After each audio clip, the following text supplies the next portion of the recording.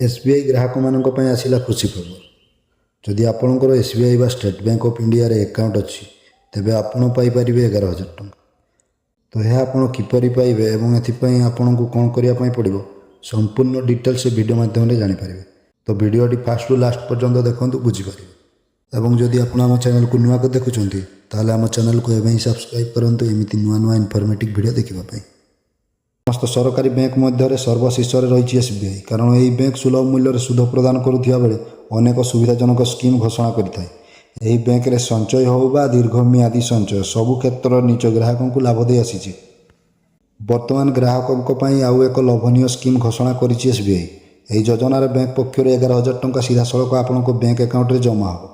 तेबे किभली एते टंका आपण पाई परिबे से विषय रे जानिबा आपणको पई निहाती जरूरी।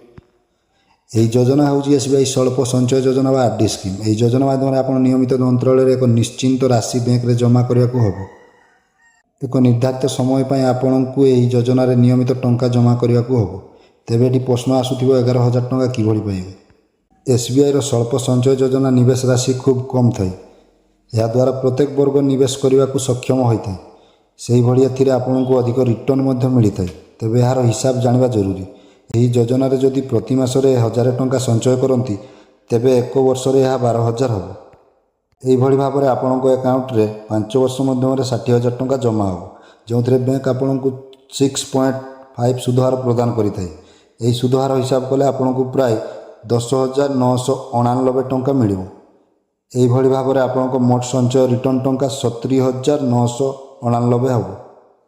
फल आप सीधा सड़क 11,000 टंका लाभ पाई परिबे।